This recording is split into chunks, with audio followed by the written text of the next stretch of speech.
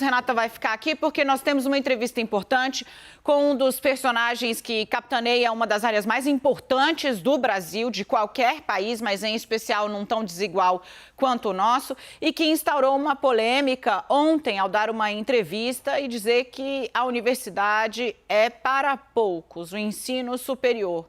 Para tentar entender melhor o que foi que quis dizer e exatamente como estrutura o pensamento aí do futuro da educação, tem uma influência direta no mercado de trabalho.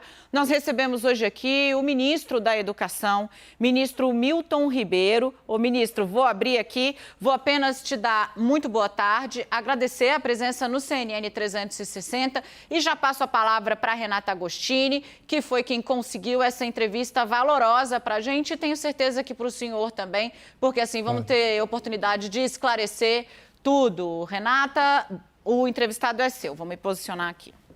Boa tarde, ministro. Bem-vindo. Obrigada pela entrevista. Ministro, vou pegar desse ponto que a Dani deixou. O senhor disse, vou trazer aqui o trecho, de entrevista do senhor ali na TV Brasil.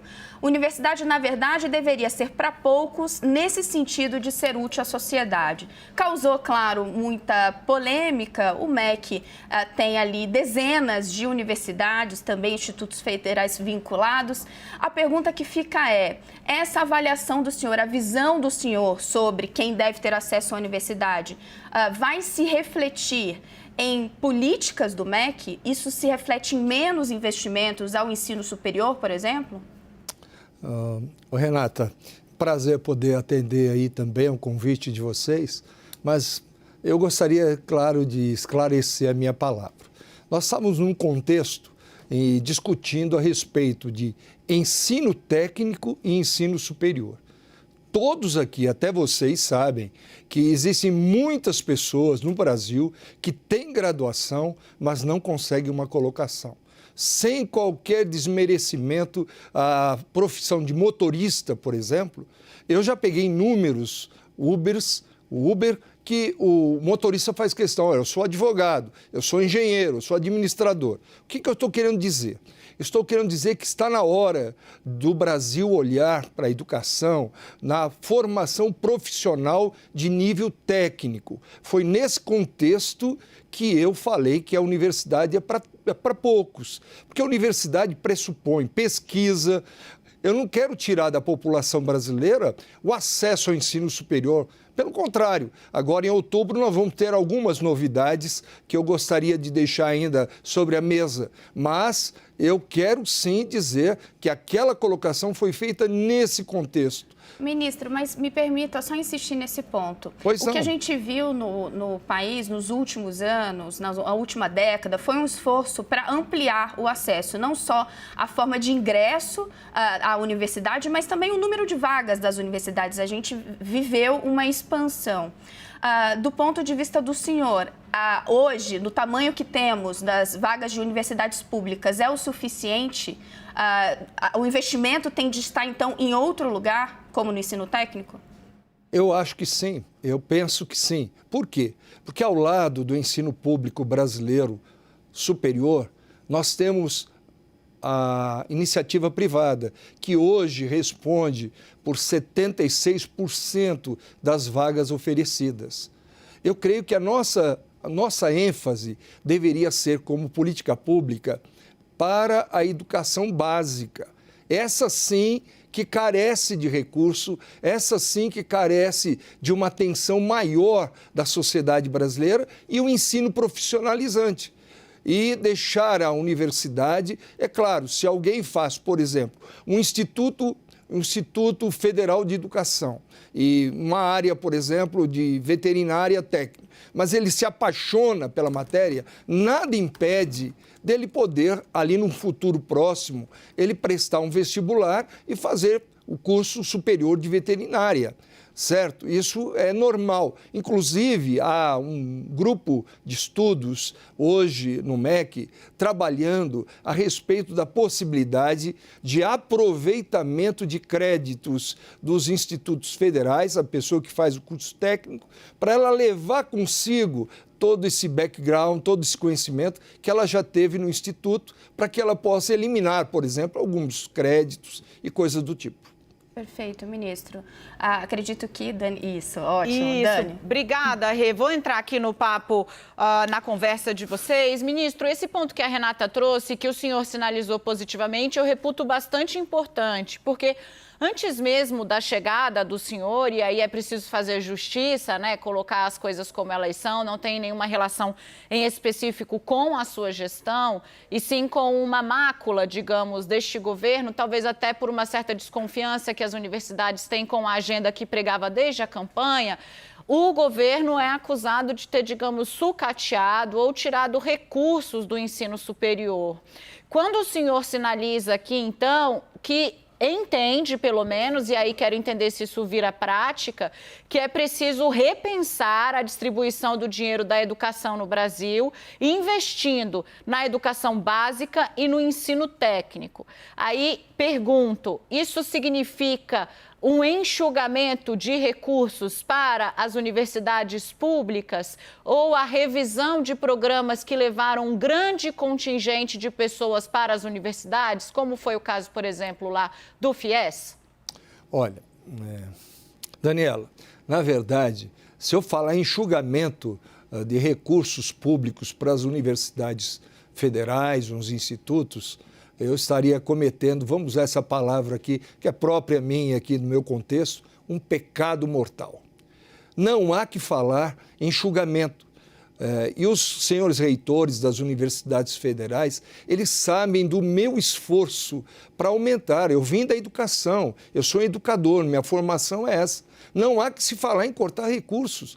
Eu só acho que nós deveríamos ter prioridades e gestão também na ponta, mas prioridades. É isso que eu quero reestudar com reitores, com todos os educadores, e é isso que nós estamos trabalhando. Não há que falar em corte. Tanto é que quando houve um bloqueio de recursos, o MEC foi o primeiro a conseguir desbloqueio, num primeiro momento, de 900 milhões para o ensino superior e agora, finalmente, o recurso que nós tivemos. O que aconteceu nesse ano com o orçamento do MEC, no meio de uma guerra, no meio de uma pandemia, é que nós tivemos um aumento no orçamento de 2%. O que cortou, sim, alguém pode ouvir e falar, mas como?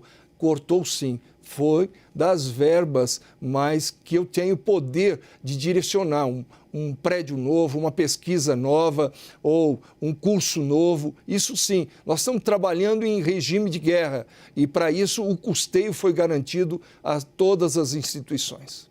Deixa eu organizar aqui, ministro, porque a Renata consegue a entrevista, gentilmente nos abriu espaço, mas eu quero priorizar, então. Vou passar a palavra à Renata e aí para o ministro já ficar ciente também da nossa programação, todos na mesma página, somos sempre transparentes. O Kenzo Matida, nosso âncora em Brasília, está aí do ladinho do ministro e da Renata, também gostaria de fazer uma questão. Então, Renata, com você, trazemos o Kenzo na sequência.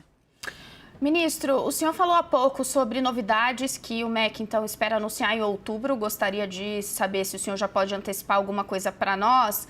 E como o senhor estava fazendo referência ao ensino superior, pergunto, claro, do Enem. Em entrevista aqui para a CNN, o senhor disse há um tempo atrás que gostaria que o Enem fosse um formato diferente, menos ideológico, gostaria, inclusive, de participar mais ativamente do formato final dessa prova. Depois deu passo atrás, disse que não precisaria estar ali, né, participando da comissão, da elaboração.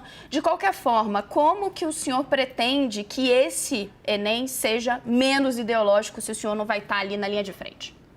Eu acho, pela ideia de que toda a sociedade tem, de que o Enem ele serve unicamente para avaliar o conhecimento dos alunos que pretendem ter acesso ao nível superior pelo seu conhecimento e não por questões pessoais, ideológicas ou ideias subjetivas. É isso que eu tenho enfatizado.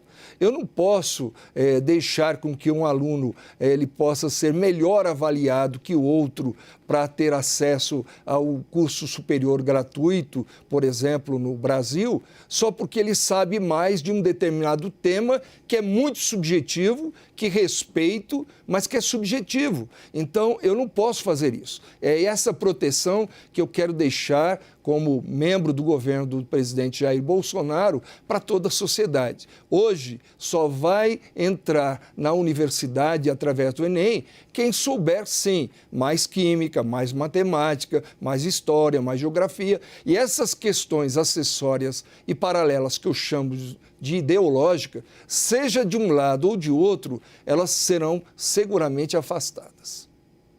Kenzo? Obrigado, Dani, Renata. Eu vou pegar daqui agora. Ministro, eu gostaria de saber em relação à Covid mesmo que nós estamos enfrentando.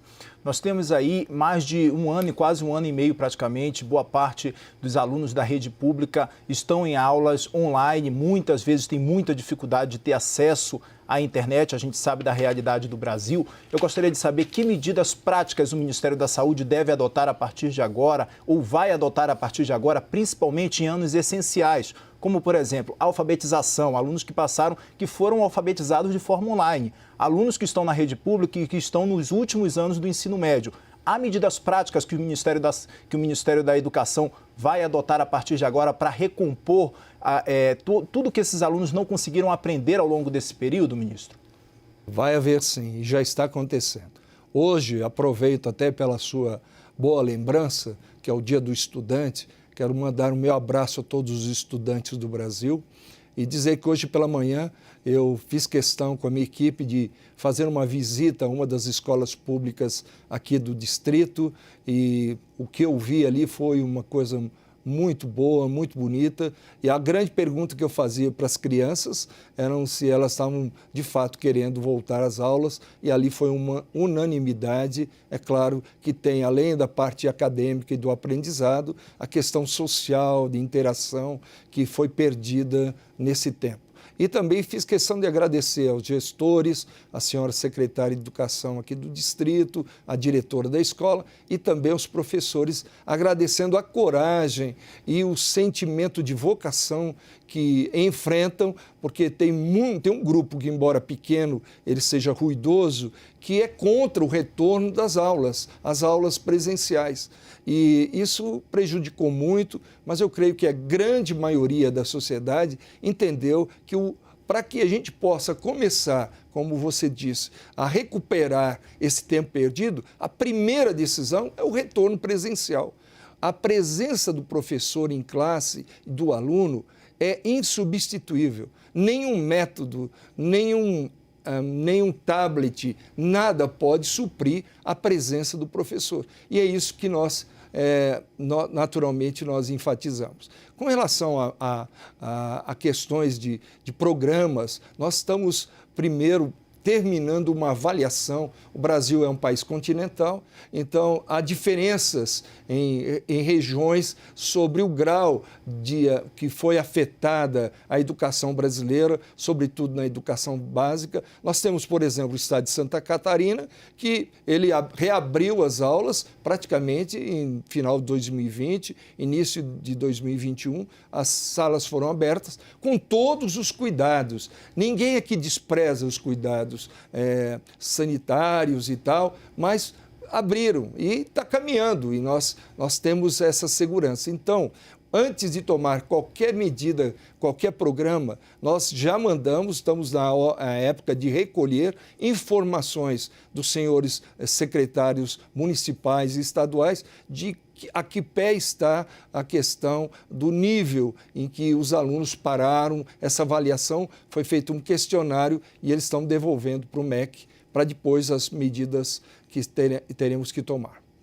A gente recebeu aqui falando a respeito da polêmica, explicando o seu ponto de vista, mas reafirmando aí o entendimento de que há, sim, uma necessidade de repensar o investimento da educação no Brasil. O ministro Milton Ribeiro, eu agradeço muito, ministro, pela participação aqui no CNN 360 e agradeço também a Renata Agostini, que viabilizou essa conversa aí importante. Até a próxima, ministro, à disposição. Também, muito obrigado, viu? Muito obrigado.